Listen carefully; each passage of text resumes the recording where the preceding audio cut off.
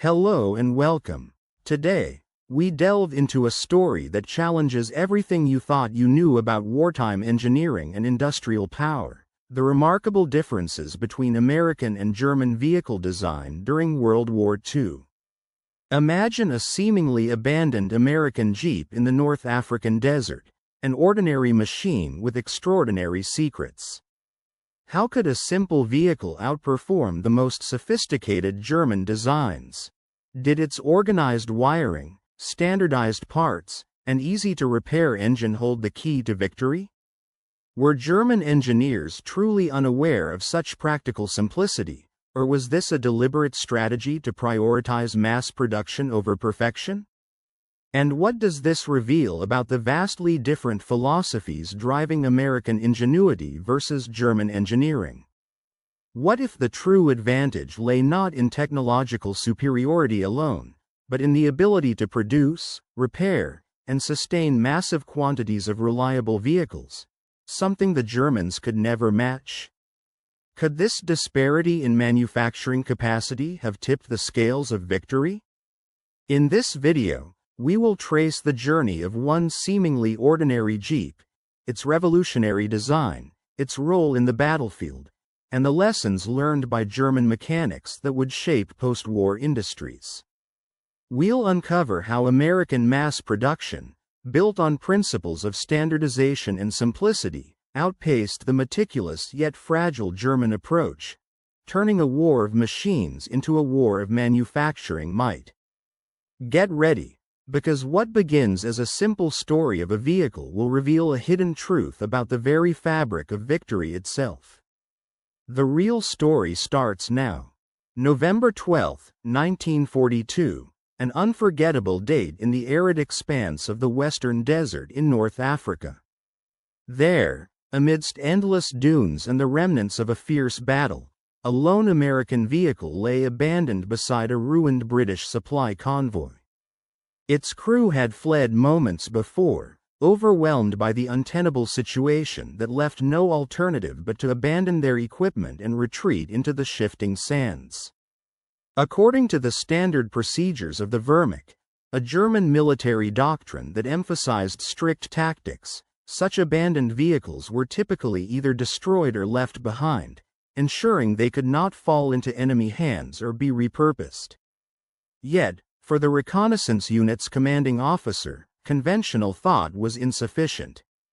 An entirely different instinct drove him: curiosity and the hope that perhaps this seemingly ordinary machine might serve a greater purpose. Summoning the best mechanic available, the officer directed, "Bring that vehicle over here. I want to know if we might be able to put this strange object to use." What the Austrian corps mechanics uncovered during the next half hour would prove to be nothing short of revolutionary, challenging long-held beliefs about German engineering superiority. The significance of their findings didn't arrive like a thunderclap or a sudden revelation, but seeped into their minds gradually, growing more evident with each thorough inspection. A small, weathered placard on the vehicle's dashboard bore the inscription, "Willys MB." To the Americans, this was simply known as a Jeep, a compact, rugged vehicle meant for versatile use in the field. But the first startling insight emerged when they carefully removed the hood.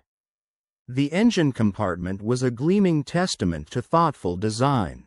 It was meticulously organized, every wire color-coded, each component clearly labeled, and accessible enough to be serviced without requiring specialized tools or advanced mechanical training. For a veteran mechanic who had spent years servicing German military vehicles, this level of field-friendly design seemed almost inconceivable. Never had he seen such carefully considered engineering applied to something designed for rapid in-the-field maintenance. Every bolt was standardized, fitting universally across similar models. Components appeared identical to those in other vehicles of the same kind, emphasizing an emphasis on efficiency and mass production. The engine itself, known as the Go Devil, displaced approximately 134 cubic inches and produced 60 horsepower at 4,000 revolutions per minute. By German standards, this power was modest. Yet, the core philosophy reflected in this design was revolutionary, an emphasis on simplicity and reliability rather than complexity and perfection. This engine earned admiration not for technological sophistication but for its practicality. Its design allowed it to be serviced by a mechanic with minimal training, using only everyday tools, no specialized wrenches or intricate procedures requiring factory-trained technicians. It told a story of manufacturing for endurance and ease of repair, even under the chaos of battle. It became clear that the Americans had intended this vehicle for a specific kind of operational environment, one where farm boys and factory workers might be called upon to maintain and repair these vehicles under combat conditions and challenging circumstances. They had crafted a machine that prioritized reliability, ease of service, and mass production, an embodiment of American industrial ingenuity. By mid-October 1942, the stark contrast between American and German vehicular philosophies had become vividly apparent. The United States had managed to produce more than 640,000 Jeeps throughout the course of the war, a colossal number showcasing their commitment to offensive mobility and logistical support. Meanwhile, Germany had limited itself to producing somewhat over 50,000 Kubalvagons, a far smaller and more specialized fleet. More troubling yet was the implication behind such stark numerical disparity. It symbolized different approaches to military manufacturing. The Jeep represented American ingenuity at its finest, standardized, simplified, and designed for mass adoption by semi-skilled workers utilizing interchangeable parts. Its manufacturing philosophy aimed at speed, ease, and adaptability, relying heavily on economic mass production principles. Approaching as the mechanics continued to assess the vehicle, the commanding officer asked quietly, "Can we actually make use of this?" The senior mechanic looked up, measuring his words precisely. "This vehicle is extraordinary," he began carefully. "It was designed by someone who understands the realities of field conditions, something very close to what we face here." One officer, listening intently, nodded and expressed a firm belief. German engineering is renowned as the finest in the world. To that, the mechanic did not dispute but instead pointed his gaze at the vehicle's transfer case, an integral part of its four-wheel drive system. He pointed out, "Just look at this transfer case. It's operated by a single lever that directly engages the four-wheel drive." The simplicity of that mechanism contrasted sharply with the Kubalvagon's complexity, which required multiple operations and often lacked four-wheel drive capability altogether. In many respects, the Wehrmacht's primary light vehicle, the Volkswagen Type 82 Kubalvar, had historically been viewed as an excellent machine, admired for its versatility and practicality. Yet, even with its strengths, the vehicle had been meticulously crafted, embodying the quintessential German precision and meticulous attention to detail. It boasted a lighter frame than the renowned Jeep, consuming less fuel during operation, and its air-cooled engine eliminated the frailty associated with radiators vulnerable to enemy fire. Yet, despite these advantages, it harbored a critical flaw that would prove decisive in combat scenarios. That flaw was its sole reliance on rear-wheel drive. In the soft sands of North Africa, the rugged mountains of Italy, and the muddy expanses of Russia, this limitation sapped its effectiveness entirely. While the Jeep could effortlessly engage all four wheels when terrain demanded, the German design could not, leaving it at a severe disadvantage under challenging conditions. The simplicity of the system was striking, so straightforward that even a soldier without technical training could master its operation within minutes. Meanwhile, maintenance crews continued their meticulous inspections, reassuring themselves that despite its engineering elegance, the vehicle's basic components, such as the suspension, were practical. The suspension system utilized uncomplicated leaf springs, a design much less refined compared to the sophisticated torsion bar suspension of the Kubalvar, yet significantly easier to repair and maintain in the unpredictable conditions of the battlefield. The electrical system was intentionally minimalistic but sturdy, capable of enduring rough handling and the rigors of frontline combat. Its fuel system was remarkably versatile, able to operate effectively on a wide spectrum of gasoline grades without the need for adjustments. The most troubling aspect of the design, however, was its weight distribution, forming a core concern for engineers and mechanics alike. The German vehicle weighed roughly 2,450 pounds, about 1,110 kilograms, while the Kubalvar tiptoed around 1,540 pounds, a discrepancy of roughly 910 pounds. German engineers might dismiss this excess weight as a flaw, arguing it hampered performance and increased fuel consumption.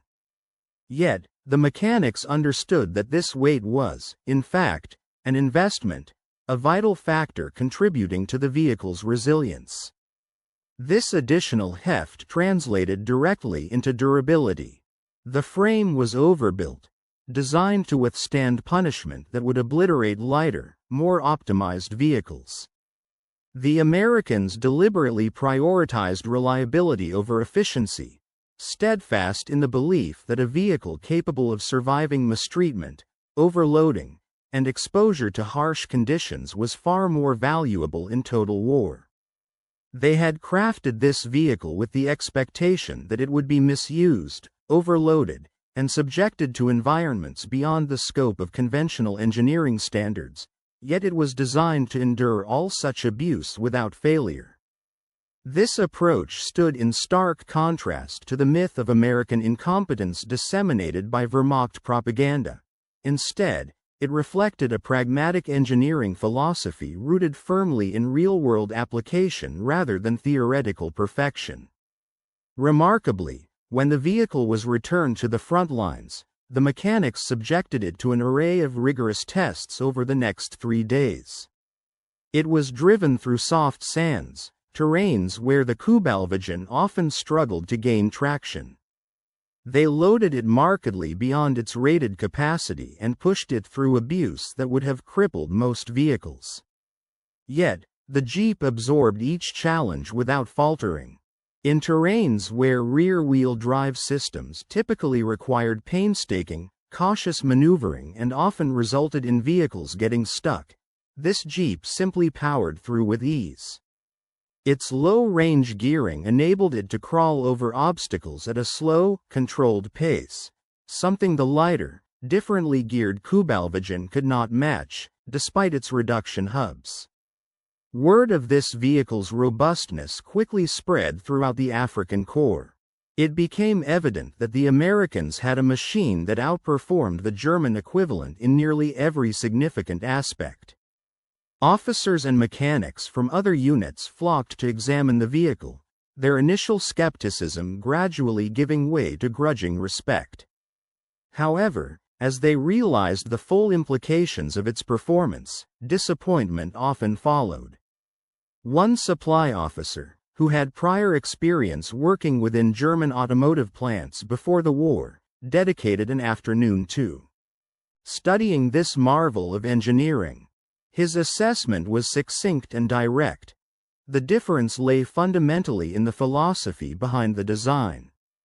In his words, the Germans prioritized striving for engineering perfection, aiming to build the most refined, high-performance vehicle possible. The Americans, on the other hand, approached vehicle design as a manufacturing challenge. Their goal was to produce vehicles that could be mass-produced efficiently, reliably, and affordably, without sacrificing durability and functional performance. In Total War, the supply officer emphasized, these priorities are paramount. It isn't enough to have a finely tuned machine. It must also be resilient, easy to produce en masse, and capable of sustaining the brutal realities of wartime usage. That preference for robustness over perfection markedly influenced design choices and ultimately proved decisive on the battlefield. ICANS achieved a remarkable milestone: the capture of a fully operational American Jeep. This event was more than just a trophy. It served as a tangible symbol of the technological and industrial gap widening between the United States and the Axis powers. The soldiers who seized the Jeep were struck by its simplicity and robustness, features that had become hallmarks of American military design. The vehicle couldn't be mistaken for a German counterpart. Its straightforward construction and durable parts exemplified a mindset focused on mass production and rapid deployment. This captured Jeep quickly became an object of fascination within the unit. Soldiers competing for its use saw it not merely as transportation, but as a symbol of American ingenuity and industrial might. Officers, recognizing its reliable performance, relied heavily on it for forward reconnaissance missions, placing a great deal of trust in its proven dependability in the harsh conditions of the desert. The ease with which damaged parts could be replaced, sometimes sourced from other captured Jeeps, highlighted the remarkable level of interchangeability built into American vehicles, a stark contrast to the more refined but less adaptable German equipment. By the beginning of the year 2043, the Afrika Korps had managed to seize dozens of these vehicles, creating a small but significant fleet of American Jeeps operating behind enemy lines. Simultaneously, experienced German mechanics established informal networks, sharing crucial maintenance knowledge and scavenged parts in an effort to keep the captured vehicles operational in the hostile environment. As the demand grew for these American machines, a black market emerged where a working Jeep could fetch prices far beyond its apparent value, primarily because everyone involved recognized that these vehicles offered unparalleled advantages for desert warfare strategy and tactics. The strategic importance of such captured equipment became increasingly evident. Its simplicity, ruggedness, and the ability to produce spare parts quickly turned it into a valuable asset. The Germans' efforts to adapt and repurpose American technology underscored the immense disparity in industrial capacity and technological innovation, disparities that were becoming glaringly obvious as the war progressed. The success of the American manufacturing effort transcended the bounds of one or two big factories.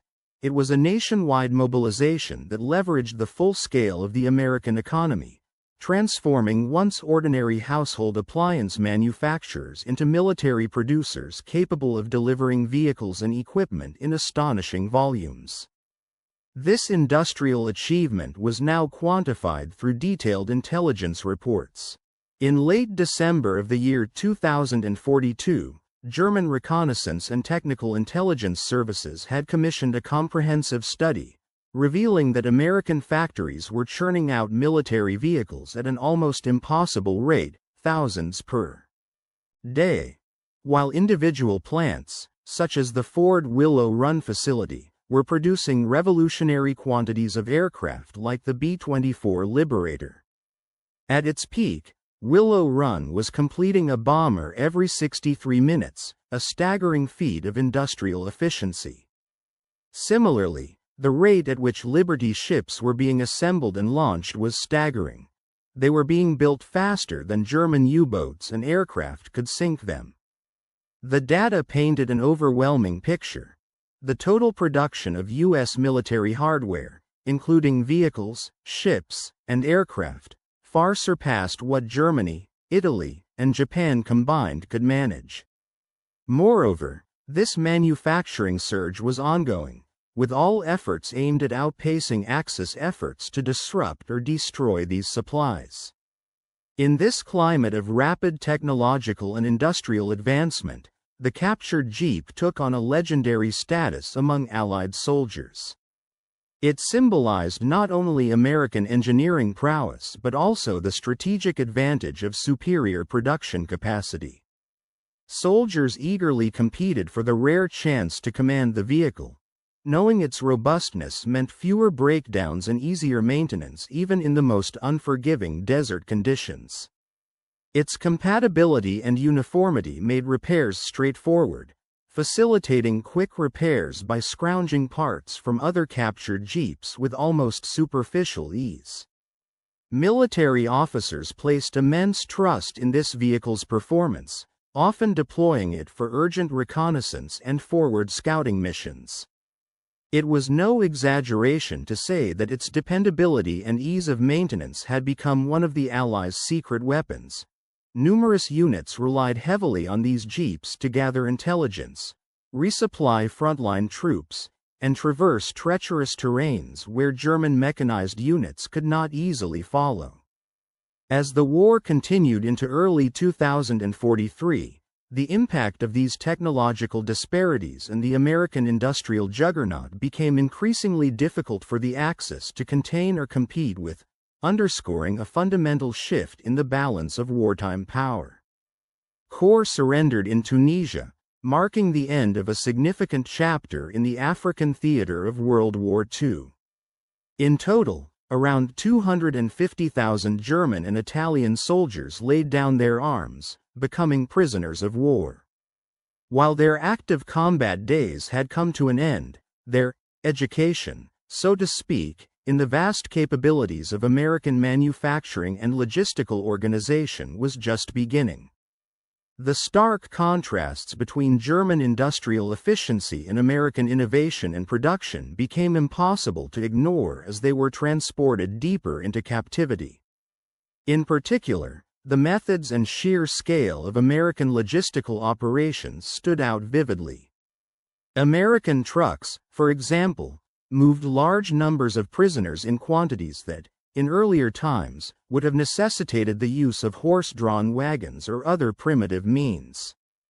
These vehicles were part of a sophisticated supply chain, demonstrating a level of efficiency and scale that was previously unseen in wartime logistics. American Liberty ships, which played a crucial role in ferrying troops and materials across the Atlantic, also exemplified this rapid industrial capability.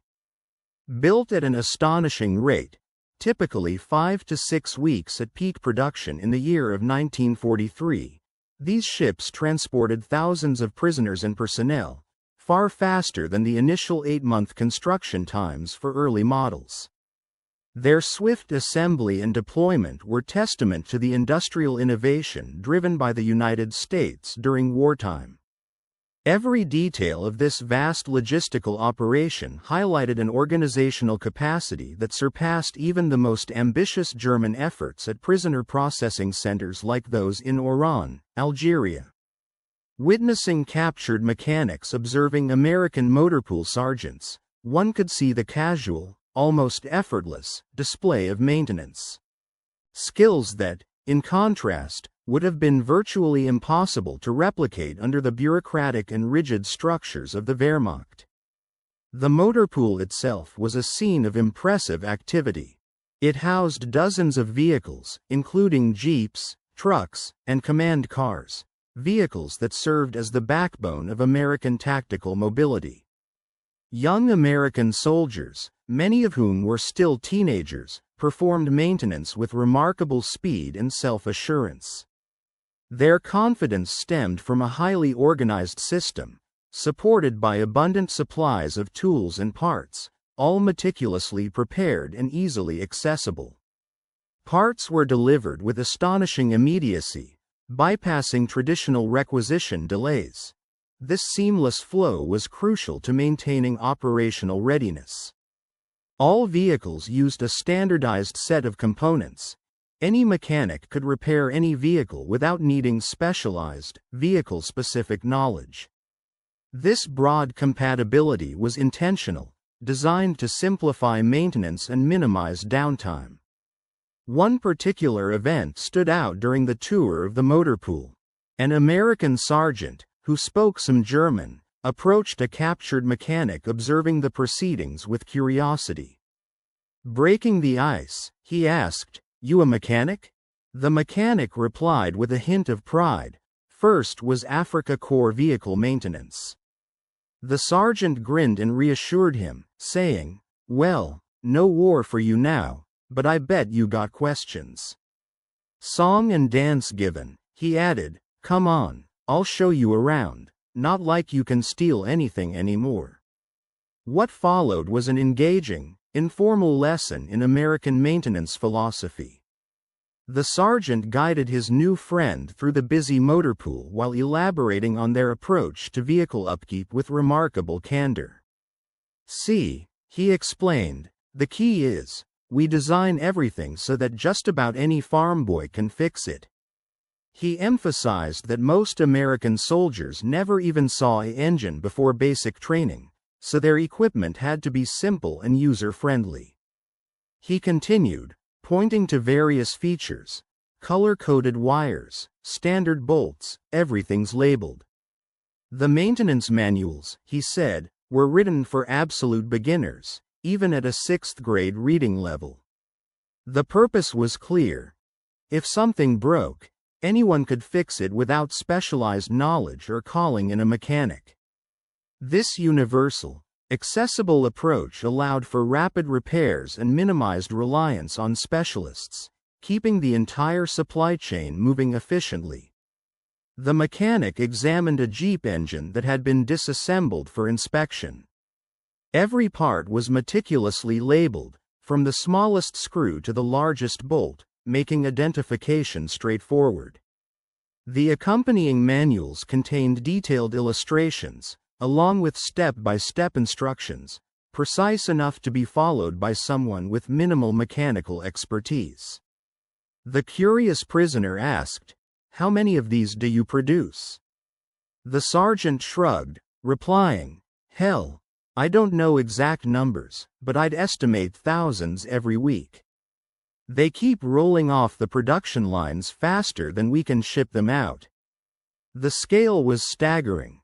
The sheer volume of vehicles being manufactured and distributed was beyond what anyone could have imagined in earlier years. The notion that the Americans had so many Jeeps that they could simply replace a vehicle rather than repair it was almost inconceivable to the prisoner, yet the evidence was clear everywhere in the motor pool.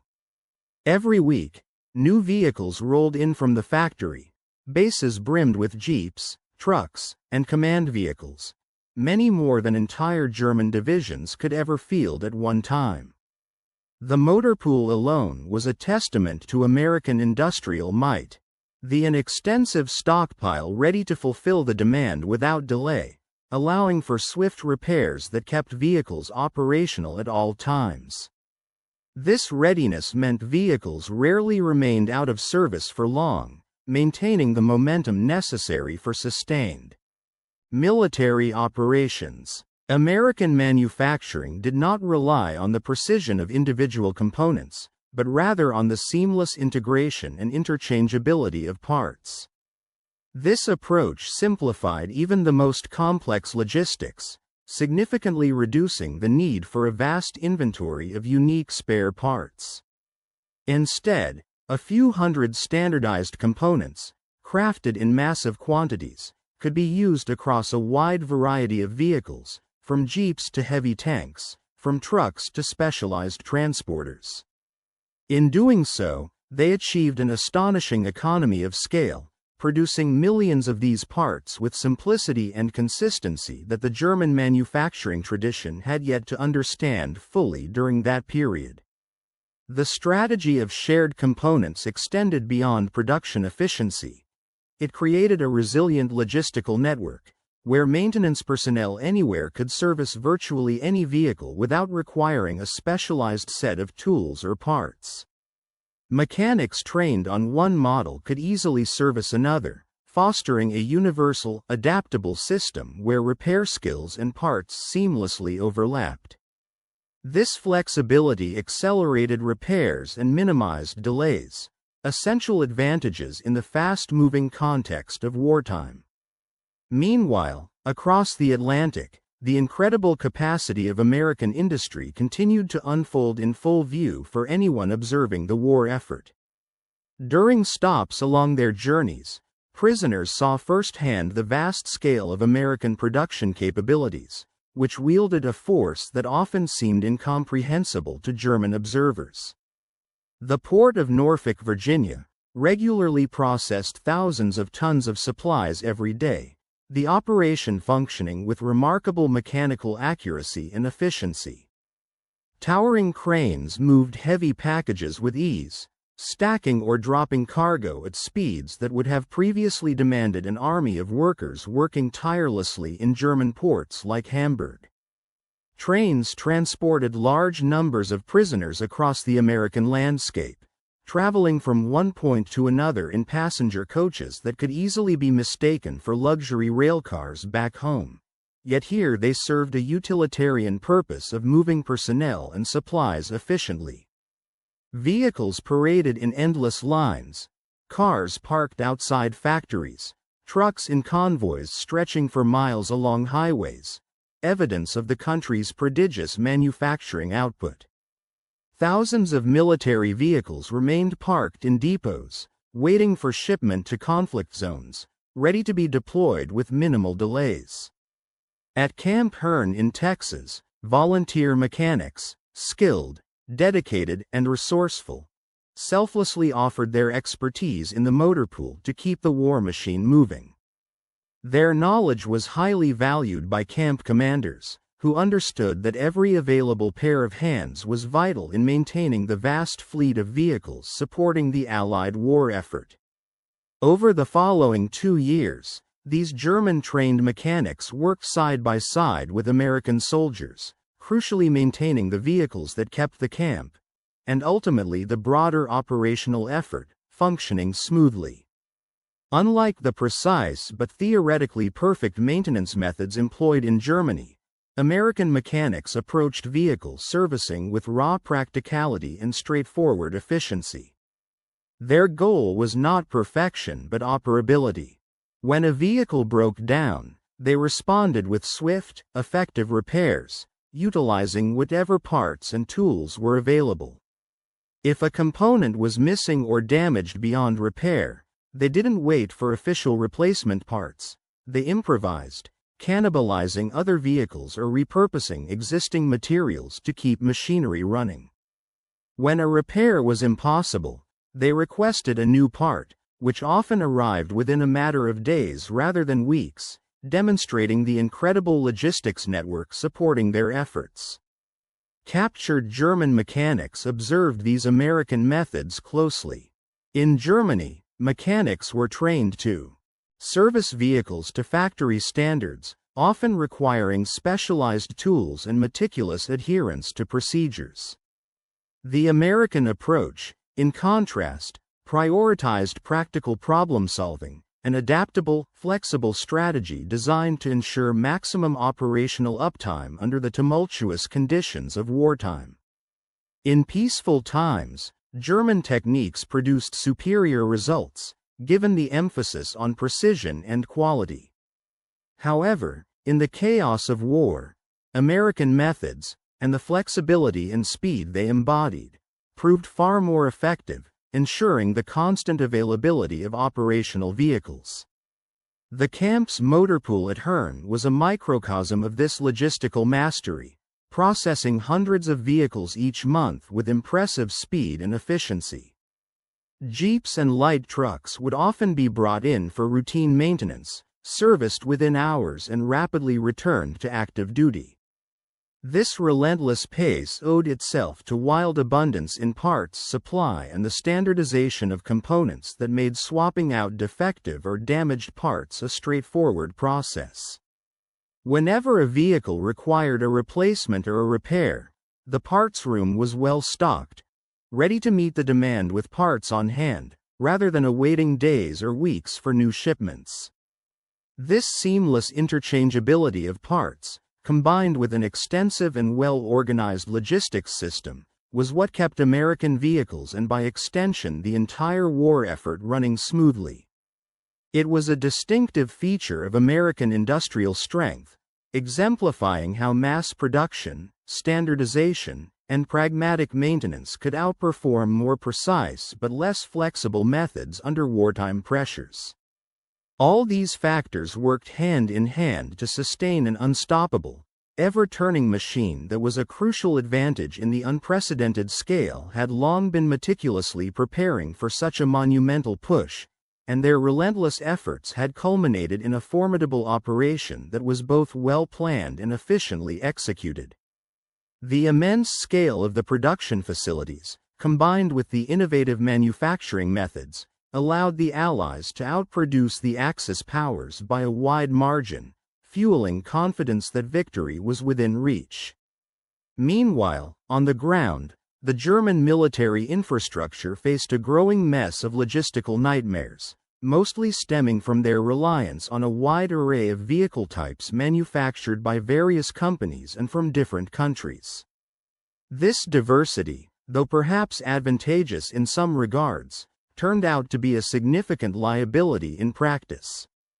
Each truck or command vehicle often required unique spare parts, specialized knowledge for repair, and distinctive maintenance procedures which complicated repair operations and slowed down supply lines drastically.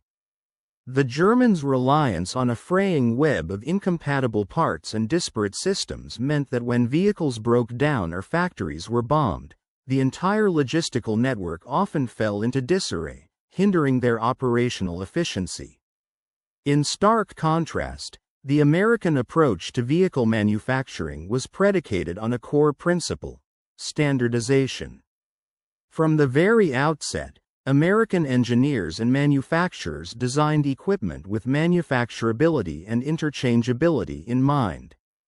When the United States Army issued specifications for the Jeep, the challenge was to produce a rugged, versatile, yet simple vehicle suitable for wartime demands within a tight window of just 75 days for initial prototyping. Remarkably, a company named Bantam succeeded in delivering a prototype in just 49 days, setting the stage for large-scale mass production. Following this, both Willys Overland and Ford took the design further, refining it to ensure that the vehicles could be mass-produced efficiently, assembled rapidly, maintained easily, and repaired with minimal hassle. The paramount importance of simplicity was clear. Over-engineering was deliberately avoided because overly complex designs would hamper production speed and repairability. The focus was on robustness and uniformity. A single vehicle variant that every mechanic could learn to service efficiently, regardless of the location or the specific mechanic's background. This quest for standardization and simplicity stood in stark contrast to the German strategy, which relied heavily on numerous different vehicle types, each with its own unique parts, design peculiarities, and maintenance needs. German logistics, as a result, became increasingly tangled and unmanageable, especially as their front lines stretched and supply lines became endangered by Allied bombing campaigns and advancing troops. German vehicles from various manufacturers, command cars, trucks, transports, and captured war trophies, did not offer the ease of interchangeability seen in American-produced vehicles, which could be quickly swapped out or repaired in the field without extensive inventories of spare parts. The advantages of the American methodology extended beyond just vehicle design. The emphasis on standardization made logistical operations more straightforward, better organized, and faster, allowing the Allies to move large quantities of equipment where they were needed most, with minimal delays. At the heart of this manufacturing success was a deep understanding that designing for ease of production from the outset was essential for victory. When the Army's requirements for a light, reliable, and easy-to-maintain vehicle were issued in 40, American automakers had designed and scaled up production to meet those needs within record time, wowing even their toughest critics with their efficiency. Ultimately, the American approach was not merely about building vehicles. It was a strategic advantage that contributed significantly to their ability to sustain cutting-edge logistical support throughout the war. The engineers and mechanics, casually observing the Jeep's straightforward design, recognized that although it was far from elegant in appearance, its replication and repair were simple, and that practicality trumped sophistication, especially in a wartime environment where speed, durability, and availability were critical. By the summer of 1944, the shadow of Operation Overlord, the ambitious Allied plan to invade Normandy, cast a long pall over Europe. Rumors had circulated among prisoners and soldiers alike about this impending assault, and when the invasion finally commenced and the landings were reported to have gone exceptionally well, many observers were not surprised. They knew that the combined strength of carefully manufactured equipment, well-planned tactics, and American industrial ingenuity had played a crucial role in setting the stage for one of the most pivotal moments in modern history. The relentless capacity for mass production, rooted in simple, interchangeable parts and streamlined logistics, had fundamentally shifted the tide of the war and highlighted just how vital the principles of manufacturing efficiency truly were in the wider struggle for victory. The Germans possessed the industrial capacity to construct an invasion fleet so vast that it could have taken their adversaries years to assemble a comparable force. Meanwhile, the reality of this manufacturing might was slowly seeping into the prison camps through the reports carried by American newspapers and radio broadcasts, giving the prisoners a glimpse of the relentless Allied efforts and immense scale of logistics. Prisoners learned about the hauntingly familiar scenes at the Normandy beaches, where Allied troops had launched their massive assault, thousands of vehicles making up the initial wave alone, rushing ashore across the tumultuous surf. They read about jeeps darting through the chaos, trucks and tanks rolling onto the beaches, and specially designed amphibious vehicles maneuvering across the channel. Each of these machines and vessels built in factories producing them at an unprecedented scale, often in the thousands. The sheer scope of this operation was almost beyond comprehension, a testament to the industrial strength harnessed in support of the Allied war effort. In the first wave of the invasion, more than 6,000 ships set sail, supported by over 11,000 aircraft, carrying an initial force of around 150,000 men. Within a matter of weeks, millions of Allied soldiers would be fighting across Europe, all sustained and supplied by a production system that was turning out equipment faster than the German Wehrmacht could manage to destroy or damage it. Prisoners of war reflected on their own misplaced confidence in victory, which had been rooted in the mistaken belief that German technological and military advantages were insurmountable. That confidence was largely unfounded, based heavily on mistaken assumptions about the supremacy of German engineering. While it was true that Germany enjoyed technological superiority in certain areas, such as more heavily armored and better armed tanks than many American models, and often more advanced aircraft, these advantages were not enough to offset the enormous industrial disparity. German small arms also leveled up the firepower, showcasing high-quality engineering. Nevertheless, these technological distinctions became insignificant when juxtaposed with the vast scale of American production. The United States could churn out 5 tanks for every one built by Germany, 10 trucks for each German truck, and 100 jeeps, often called Kubalswagen, by Germans, for every similar vehicle produced by German manufacturers.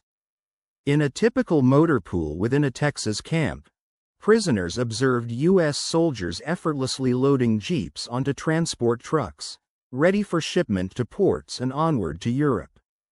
A young private, displaying equal parts confidence and routine, drove each jeep up the loading ramps without hesitation, a scene unfolding repeatedly within hours across the country.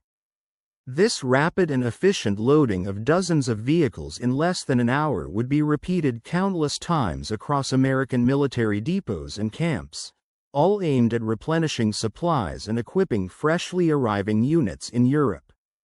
For one German mechanic witnessing this spectacle, it became starkly clear. This single loading operation in Texas contained more vehicles than his entire division had in North Africa. Such scenes, emblematic of American industry at its peak, became commonplace at facilities nationwide every single day.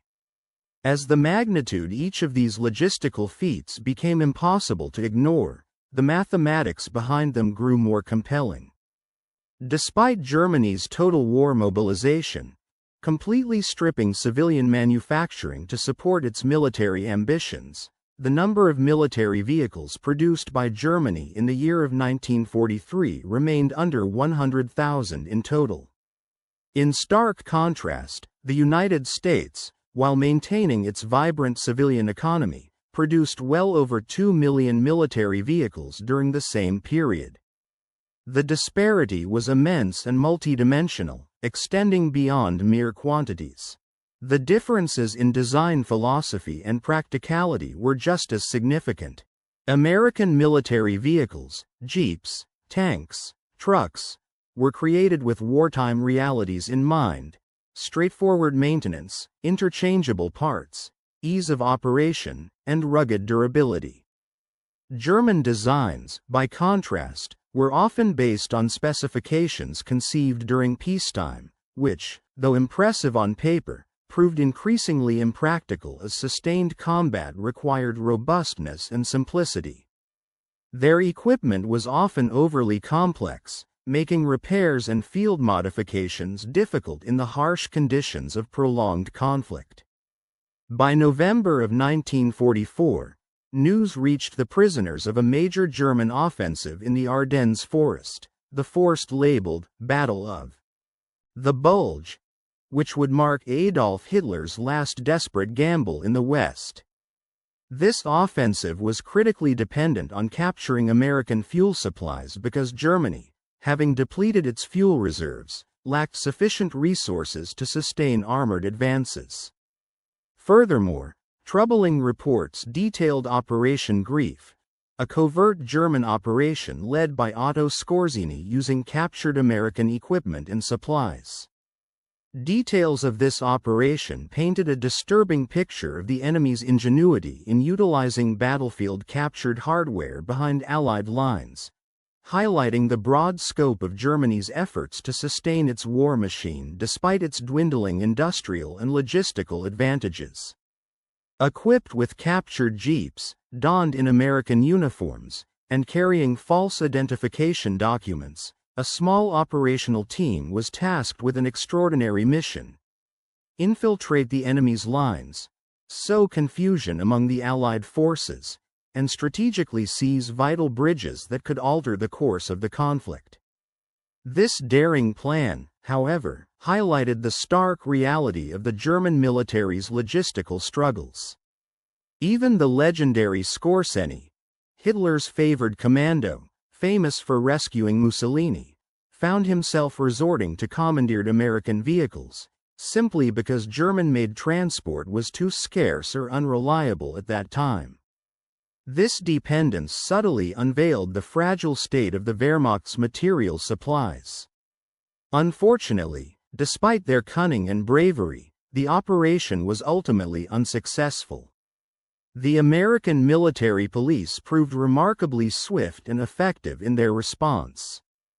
Through meticulous questioning about American customs, language patterns, and military procedures, they quickly identified the infiltrators. Their familiarity with both culture and tactics allowed them to expose the deception stalwartly and efficiently. Meanwhile, on the battlefield, the Ardennes offensive, known as the Battle of the Bulge, stumbled and faltered, not solely because of the fierce resistance mounted by American troops, but primarily because the German forces faced a critical shortage: fuel. As supplies dwindled, panzer divisions, unable to sustain their armor and mechanized units, abandoned their tanks, stripping them in the field, when replenishment vehicles failed to arrive as scheduled. With motorized logistics collapsing under the weight of extended campaigning, German infantry divisions resorted to an almost archaic mode of transport, horses. The once confident Wehrmacht now found itself obliged to revert to horse-drawn carts and traditional stamina to carry out logistical tasks, a stark contrast to their earlier mastery of mechanized warfare. By the beginning of January in the year 1945, the German offensives had been decisively halted and pushed back, the momentum having shifted inexorably against them. The following spring of that same year brought definitive news. Germany was unraveling. The Red Army was closing in relentlessly from the east, tightening its grip on Berlin itself. Simultaneously, American and British forces crossed the Rhine River, invading deep into the heart of Germany from the west, their advances marked by relentless determination. Meanwhile, in the camp's motor pool, silent but busy, German mechanics toiled endlessly on their vehicles, maintaining a fleet of repairable machines that now served an army that had long since defeated the homeland they called home. There was no sense of triumph among these workers, nor feelings of shame. They understood well enough that Germany's defeat was not due to the courage or skill of its soldiers but because it had challenged enemies with an industrial capacity and supply chain far superior. Germany's industrial might, which had once produced the formidable Jeep they now maintained, had been outmatched in the relentless struggle for resources and materials. One particular April afternoon, an American soldier approached a group of these mechanics with some critical news. Just as they finished their routine repairs, a message that would forever change everything. Germany had surrendered. The fighting in Europe was over. The war in that continent was concluded.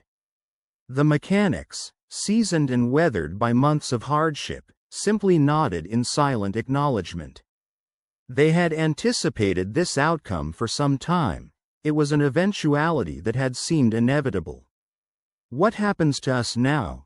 one of them asked, voice subdued but tinged with uncertainty and reflection. "You'll go home, eventually," the soldier replied softly. "Probably not immediately. There's still a lot of logistics to sort out, paperwork to complete, and arrangements to be made. But you will go home." This thought prompted a mechanic to pause and ponder. He looked out across the battered landscape of Germany, a country ravaged by relentless bombings, occupied by foreign armies, its cities reduced to piles of rubble. The very same manufacturing power that had produced his Jeep years ago was now responsible for the destruction around him. It was a paradox. This ironclad testament to German engineering and industrial strength had become the instrument of devastation. The American, noticing the mechanic's contemplative silence, queried, "You're a smart guy. Did you really believe Germany could win?" The mechanic took a moment to prepare his response, weighing his words carefully. "Before the war," he began, "yes, we thought German quality and craftsmanship would give them the edge over American numbers. We'd seen American products before the conflict, and many of them weren't as well made as German ones.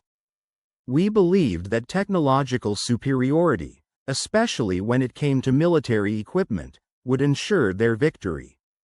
But that wasn't the case." He paused, reflecting deeply. "When we first examined that Jeep in '42, it was a wake-up call. It made us realize we'd made a fundamental mistake, confusing peacetime quality with wartime effectiveness. Our assumption had been that well-engineered designs inevitably translated into battlefield wins. But what we learned was different." He continued, "Your Jeep wasn't on the journey back home. He carried only a few essentials. A small bag containing some personal belongings and a hope that, despite the hardships, a new beginning awaited." His road to return began upon arriving in Bremen in January of 1946, a pivotal moment after months of being processed through the complex web of Allied control stations. Eventually, he was allowed to leave, free to reintegrate into a shattered Germany, a city reduced to ruins, where debris and rubble stretched to the horizon in every direction. Yet, amid the devastation that painted a grim picture of a fallen city, he noticed a peculiar pattern. American vehicles were omnipresent across Bremen.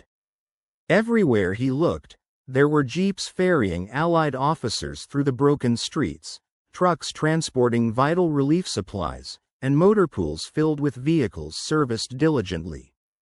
Strangely, German civilians worked side by side with Allied soldiers in these motor equipment depots, a striking image of cooperation emerging from destruction. Curious and hopeful, he approached one such motor pool, seeking to make contact with the Americans there. Introducing himself to the officer in charge, he relied on the English skills he had acquired during years of captivity, which, although somewhat rusty, were sufficient to communicate. He explained, "Sir, I am a former Oberfeldwebel of the Afrika Korps, recently repatriated from Camp Hearn in Texas.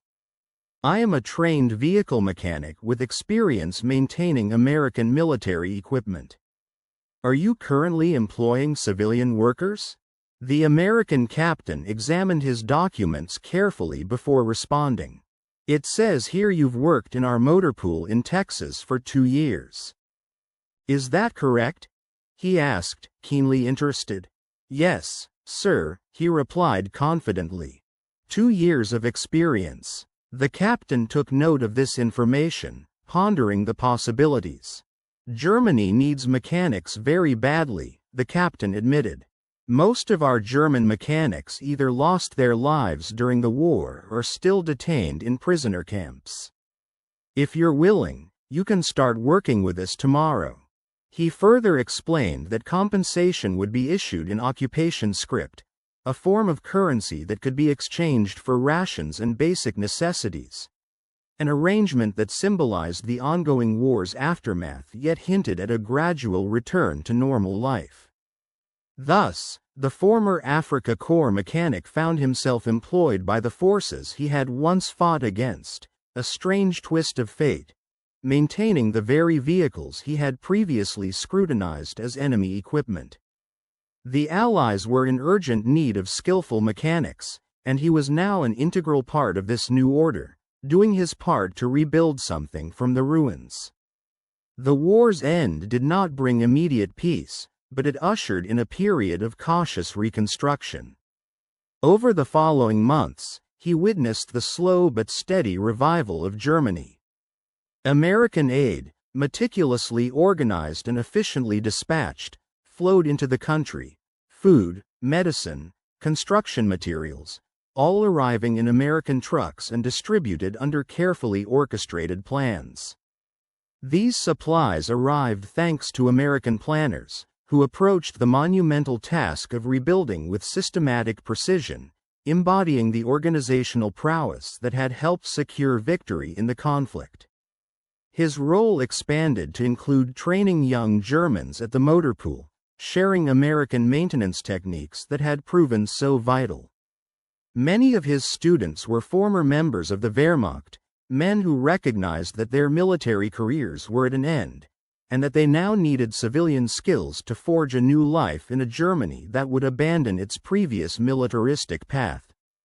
In this context, he passed along lessons learned through his own experiences, emphasizing that simplicity often outperformed complexity, functionality should take precedence over aesthetics, and tangible results mattered more than theoretical perfection. He advocated for a practical approach rooted in American principles, designing vehicles that were easier to maintain rather than overly complex, with parts that could be shared across different models to simplify logistics. These lessons, born from American vehicles' durability and straightforwardness, became guiding principles in Germany's post-war reconstruction of manufacturing and mechanical skills. His work earned him a promotion by 1947, elevating him to the supervisor responsible for the German civilian staff of the motor pool. His genuine knowledge, organizational skills, and ability to bridge two worlds earned the respect of the American captain commanding the facility, who valued his expertise and leadership. One evening, over a shared drink in the captain's office, the American officer expressed genuine interest in his opinions about the future of German engineering and vehicles. "I've been thinking about something," he said, resting his hand on the desk. "You've worked extensively with both German and American vehicles. If you were to design a vehicle suited for the new Germany, what would it look like?" He considered the question carefully before replying, "I would adapt the American approach to fit European conditions. It would be smaller than a Jeep, more fuel efficient, but still grounded in the same philosophy: simple, reliable, easy to maintain." He explained further that it should involve common parts used across different models, designed with manufacturing in mind rather than solely for performance. Europe's narrow roads and limited fuel supplies demanded nodding thoughtfully, he recognized in insightful strategy. The financial aid from the Marshall Plan was designed to rejuvenate German industries, particularly its manufacturing sector. Remarkably, German engineers had already begun studying and adapting American methods of production, signaling a clear vision for the future. This vision was centered on implementing the American approach to mass production, scaled and refined to fit local conditions and specific needs. These early efforts proved to be remarkably prescient, foreshadowing a major shift in Germany's economic landscape. In the ensuing decades, this prophetic foresight bore fruit. West German manufacturers wholeheartedly embraced American-style production philosophies, integrating them seamlessly with their traditional emphasis on craftsmanship and precision. The outcome was nothing short of a renaissance, a remarkable transformation from a war-torn, economically devastated nation into a dominant industrial power. German industries began churning out high-quality goods on an unprecedented scale, fueling a sustained economic recovery and growth. One of the most notable examples of this synthesis was the Volkswagen Company, which had originally produced the utilitarian Kubalvar during the war. Over time, Volkswagen evolved into a global automotive powerhouse by skillfully blending meticulous German engineering with the efficiencies of American mass production systems. The iconic Volkswagen Beetle, which would go on to become one of the best-selling cars in history, embodied this synthesis perfectly. It was designed to be simple, highly reliable, easy to manufacture in vast quantities, and affordable enough for the average family. A combination that captured essence of both engineering excellence and mass-market practicality. A crucial factor that contributed to this transformation was the return of former Wehrmacht mechanics, many of whom had worked in American military motor pools during the war. Upon returning to Germany, these experienced technicians brought with them a wealth of knowledge that proved to be invaluable. They understood the importance of standardizing components and had seen firsthand how efficient parts distribution could be organized. Moreover, they observed how simplifying maintenance procedures led to increased vehicle availability and operational uptime. That is, vehicles spent less time in repair and more time on the road. They had also witnessed that designing equipment primarily for manufacturability, rather than pursuing unattainable ideals of perfection, was key to enabling mass production. These insights, gained through years of maintaining and repairing American military vehicles, significantly influenced German automotive design approaches and became embedded in the industry's practices during the post-war years, shaping a culture of efficiency and practicality. The emerging German automotive firms following the destruction of the war deliberately chose not to attempt to simply reproduce pre-war production methods. Instead, They sought to synthesize their inherited German precision with the American philosophies of efficiency and scalability. By the early 1950s, this hybrid approach began to produce clear results.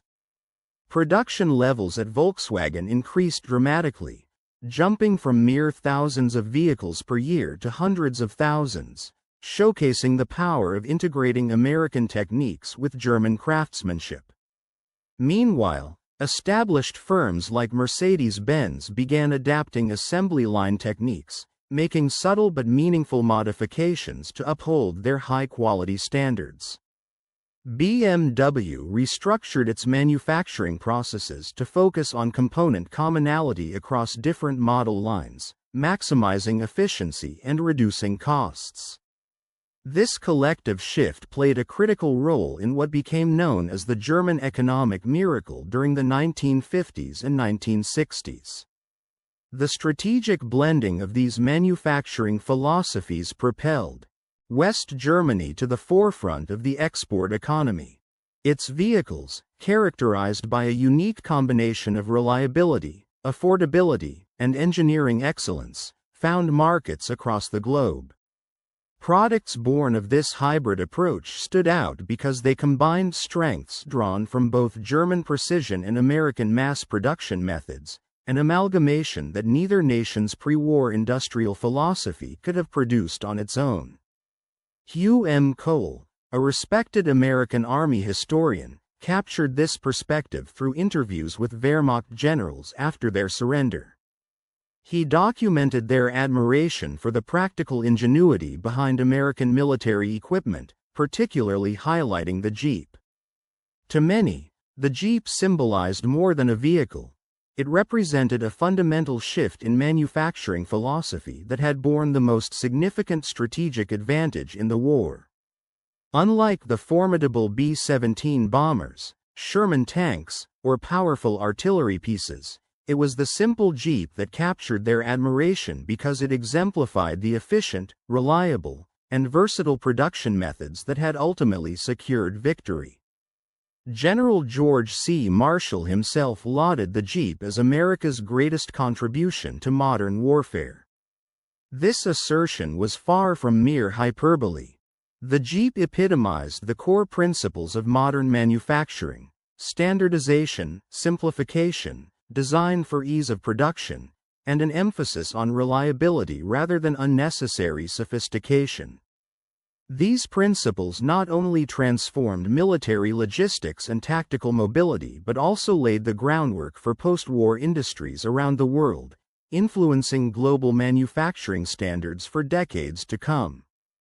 The Jeep became a symbol of how solid engineering, combined with efficient manufacturing strategies, could produce a tool of unmatched utility and effectiveness, embodying a legacy that extended far beyond the battlefield.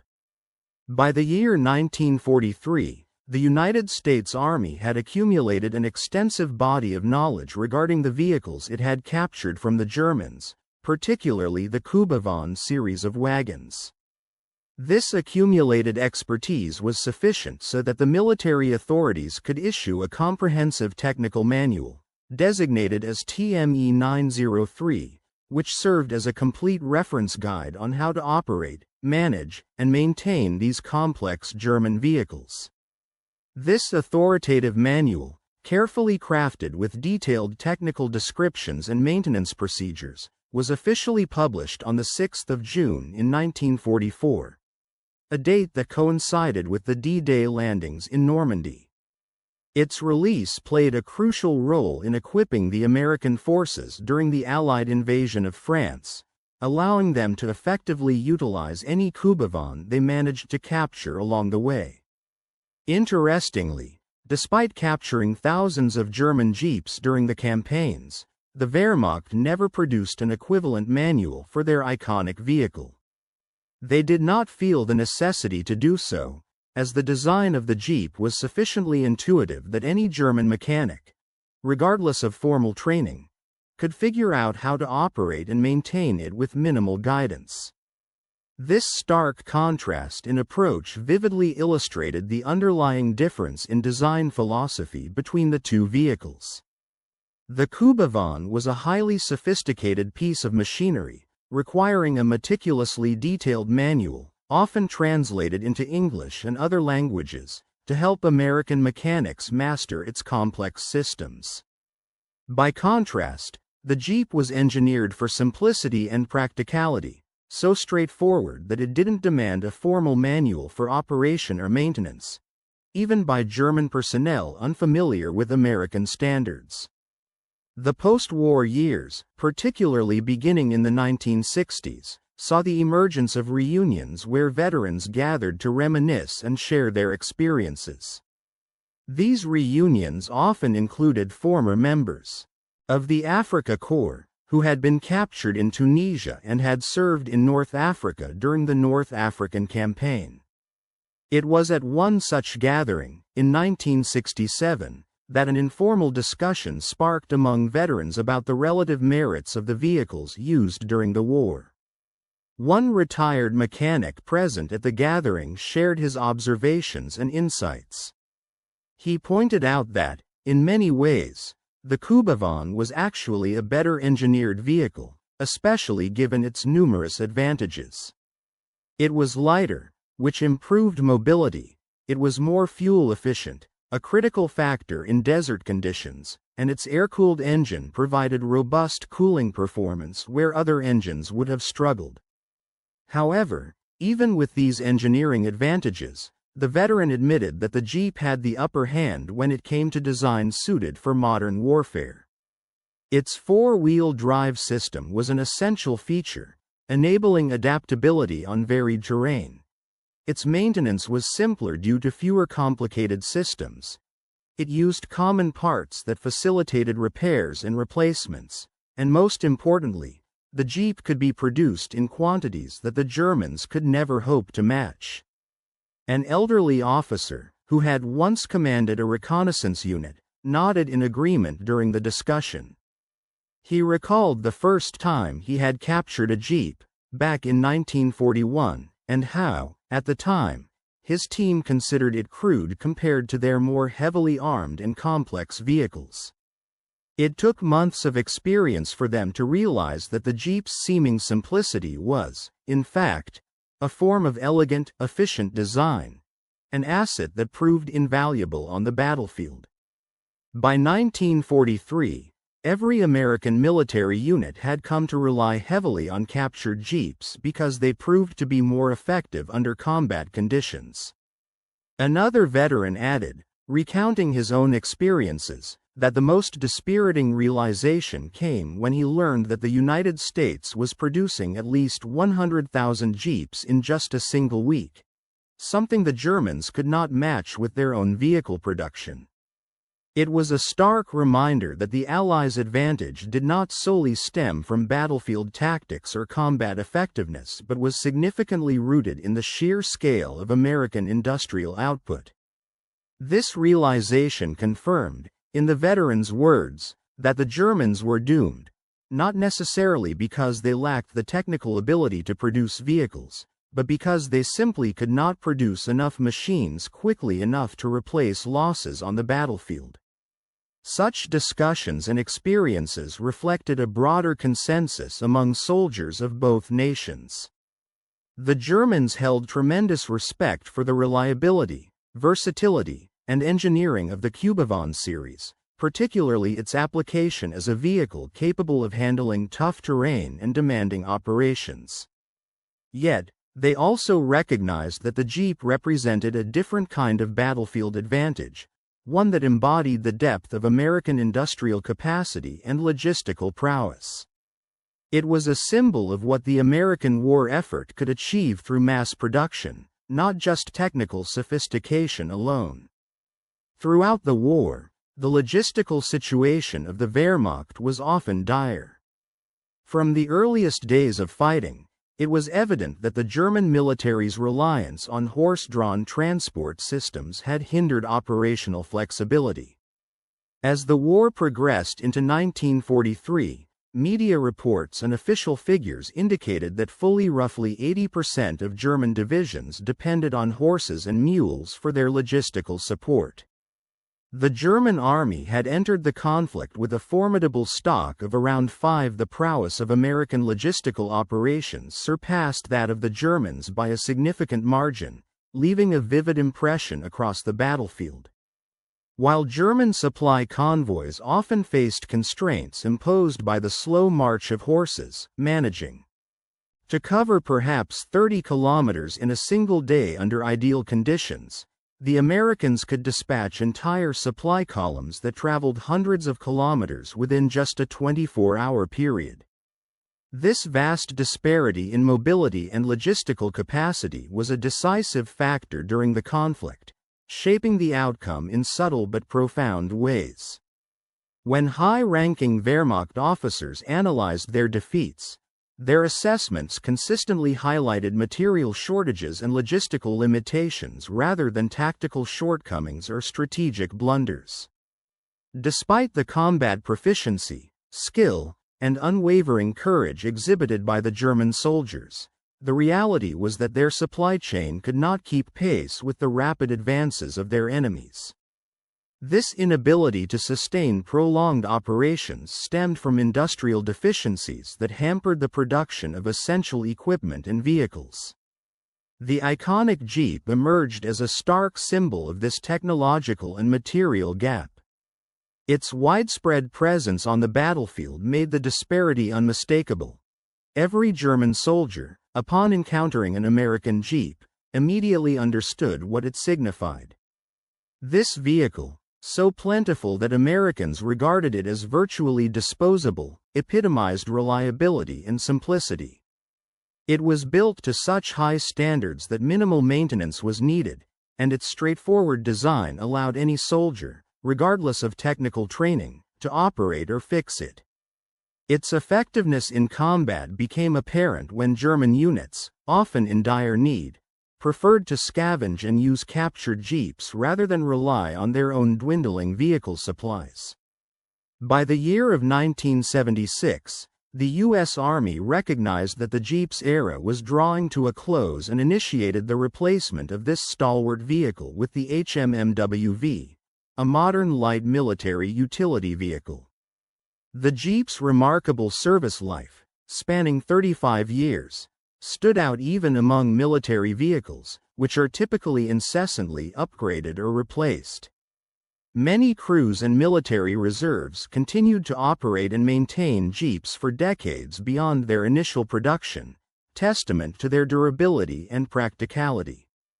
In the same year, the automotive manufacturer Volkswagen marked a milestone by celebrating the production of its 1 millionth VW Golf.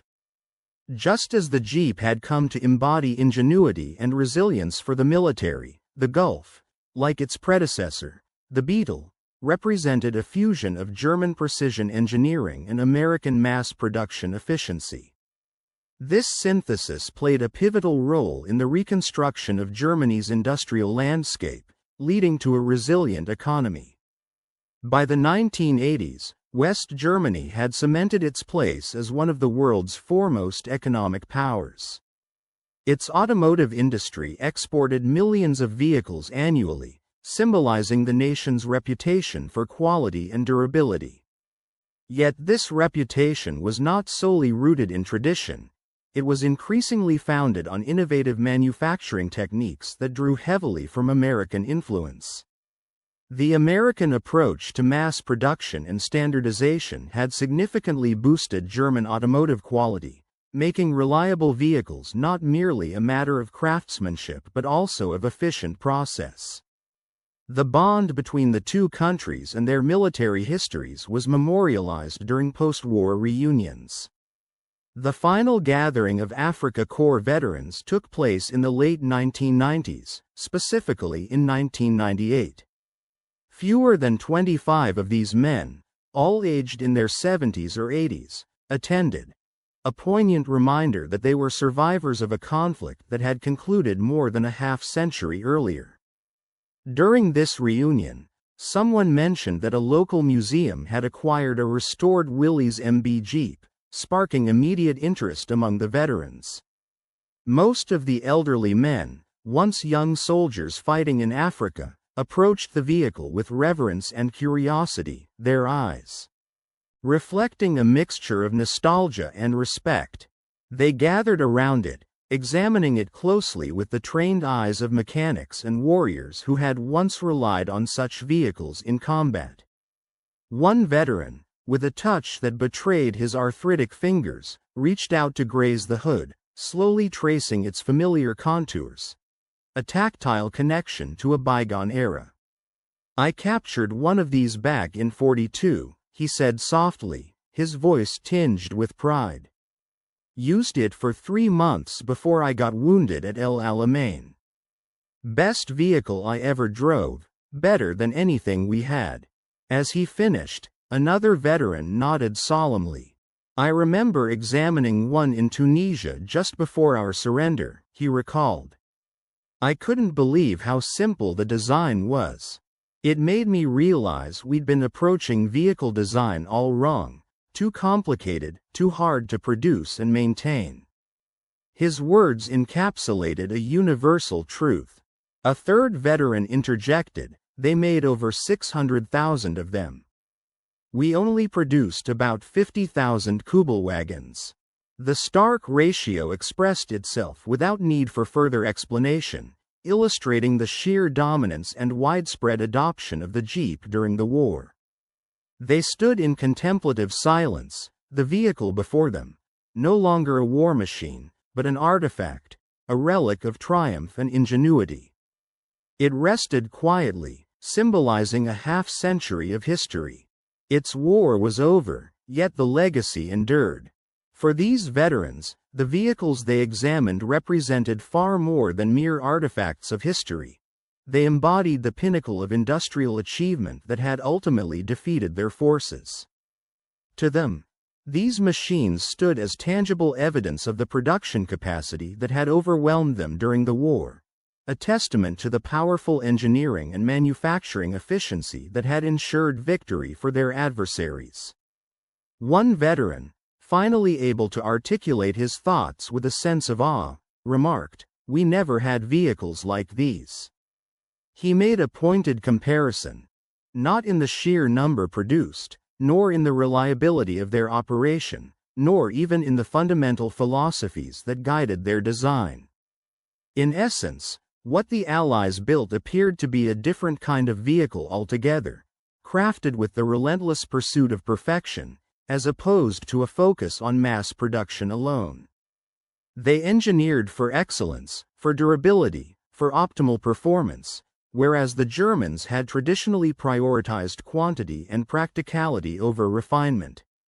This realization was, in many ways, the core lesson that Wehrmacht mechanics internalized upon scrutinizing captured Jeeps across diverse theaters, from the arid deserts of North Africa to the rugged mountains of Italy, and across the varied terrains of France during the later stages of the war. These examinations became a kind of education, shaping not just the immediate war effort but also influencing the post-war reconstruction of Germany and the development of engineering paradigms around the globe. The Jeep transformed from a simple vehicle into a symbol, a vessel of knowledge and insight into what it meant to engineer for modern wartime needs. The mechanics of the Wehrmacht, humbled by their defeat, turned out to be often eager, diligent students.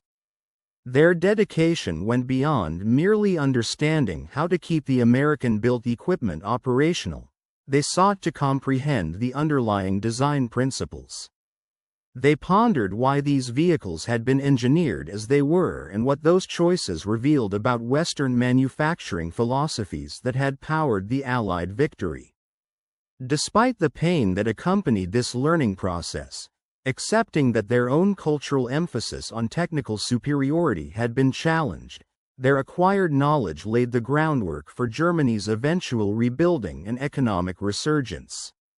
In the crucible of defeat, they learned humility, recognizing that true technological strength did not solely rest on raw craftsmanship or prior assumptions of superiority. Conversely, the American equipment served as an unintentional teacher, demonstrating not only functional engineering but also the importance of practical design for wartime efficiency. This synthesis of lessons, humility from loss and insight from American innovations, had a profound influence on post-war Germany. It fostered a new engineering philosophy, one grounded in realism and pragmatism rather than pre-war arrogance. The narrative of Wehrmacht mechanics and their interaction with the Jeep no longer simply told of a defeated force. It became a story of education through adversity.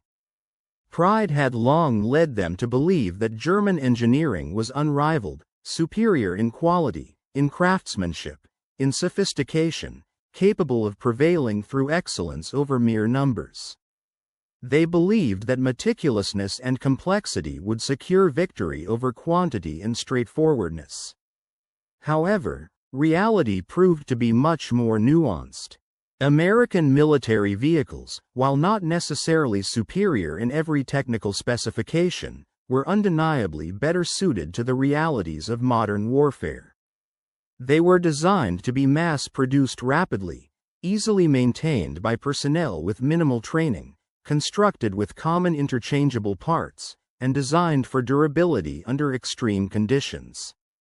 When these functional qualities were combined with America's formidable manufacturing capacity, measured in vast industrial output, the result was an overwhelming material superiority that no amount of German skill, ingenuity, or bravery could entirely neutralize.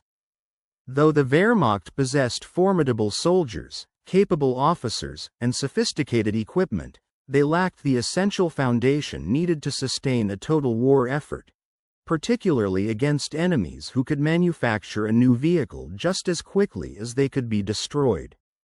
The mechanical and logistical deficiencies in their system rendered them vulnerable against an adversary whose industrial versatility enabled continuous replenishment of their forces. Those mechanics, conversely, who had the rare opportunity to work with both German and American vehicles, gained a deep understanding from first-hand experience. Having observed both systems in operation, they knew which approaches worked best in the brutal conditions of warfare. They understood the importance of design simplicity, operational reliability, and ease of maintenance, lessons painfully learned through direct confrontation and repeated failures. This experiential knowledge profoundly influenced their efforts during Germany's rebuilding phase. When instructing younger mechanics, they focused heavily on explaining the importance of standardization and simplification, principles that would ensure easier mass production and more reliable function in difficult circumstances. As they designed new automotive and machinery products, their priorities shifted toward manufacturability and durability, traits vital to restoring Germany's industrial backbone. The engineers involved in reconstructing Germany's automotive and machinery sectors drew heavily from their studies of captured American equipment.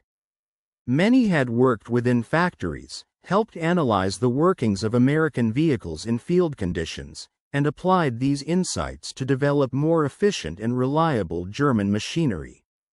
Their experiences laid the foundation for a new, pragmatic engineering philosophy that prioritized functional design, scalability, and resilience, laying the groundwork for the country's rapid post-war economic recovery and long-term prosperity. In the desolate expanses of North African deserts, Wehrmacht mechanics encountered a vehicle that would profoundly influence their understanding of warfare and manufacturing. They examined a captured Jeep in great detail, recognizing it as a marvel of engineering and efficiency. This encounter was not just an isolated observation. It was a pivotal moment that exposed them to an entirely different approach to vehicle design, one that prioritized functionality, ease of production, and reliability over ornate detail or restrictive craftsmanship. The mechanics from the German Wehrmacht, tasked with maintaining and servicing military machinery, quickly realized that the Jeep was a product of American ingenuity, blending German-like precision with a scale of production efficiency that Germany could only aspire to via its own industrial capacities. This hybrid, a meld of tight craftsmanship and mass manufacturing efficiency, demonstrated a new paradigm, an approach that would later be recognized as crucial for Japan's post-war recovery, as well as Germany's later economic revival. Such combinations proved to be exceptionally effective. By the mid-1970s, West Germany had emerged as one of the world's leading exporters of a wide array of manufactured goods, a testament to the value of adopting unorthodox, yet practical, methods learned during wartime. This victorious adaptation marked a significant shift away from the hubris that had cost Germany dearly during the interwar and wartime years. Abandoning the arrogance rooted in pre-war assumptions about German technological superiority, German industry and military leaders adopted a more pragmatic, studied approach, one shaped heavily by their observations of Allied innovations. The training and direct encounters with American vehicles, especially the Jeep, served as tangible lessons. Every mechanic who maintained a seized Jeep internalized essential truths about American engineering principles. Every officer riding in a captured vehicle saw firsthand its ease of use and reliability. Every soldier witnessing the near abundance of Allied vehicles became aware of the material surplus that ultimately played a decisive role in the war's outcome. The collective experiences shared among hundreds of thousands of German soldiers and prisoners fostered a profound understanding. Germany's defeat was not solely a consequence of military inadequacy but was heavily influenced by material insufficiencies and logistical shortcomings. This realization became a catalyst for change. German leaders, engineers, and planners shifted their focus toward adopting American manufacturing techniques rather than attempting to simply replicate pre-war practices that had ultimately proven futile amidst modern, mechanized warfare. They championed mass production, favoring standardized, interchangeable parts, over the traditional emphasis on handcrafted, bespoke components. New designs prioritized ease of manufacturing and robust reliability, seeking functions that could be achieved with practical efficiency rather than unattainable perfection. The Wehrmacht mechanics who had first come into contact with the Jeep during campaigns in North Africa could scarcely have foreseen that this brief collision with an enemy vehicle would influence German industrial policies and manufacturing philosophies for decades to come. Their initial aim was simply to understand and assess the capabilities of this unfamiliar vehicle, whether it could be exploited for their own military advantage or simply absorbed as a lesson. Yet, amidst these practical concerns, they unraveled fundamental truths about engineering, capacity, and the importance of flexible, scalable manufacturing processes. These truths would shape their future efforts, guiding Germany's post-war reconstruction and informing global manufacturing standards. Though the last of those early Wehrmacht mechanics have long since passed away, their personal testimonies and insights did not disappear with them. Instead, the lessons carved into their work lives and observations persisted, subtly influencing manufacturing practices worldwide. Every vehicle designed with an emphasis on ease of manufacture bears the fingerprints of the principles exemplified by the Jeeps. Engineering, the move toward standardized parts, which became a cornerstone of global manufacturing standards, echoes the understanding that came from those who worked with recovered American equipment.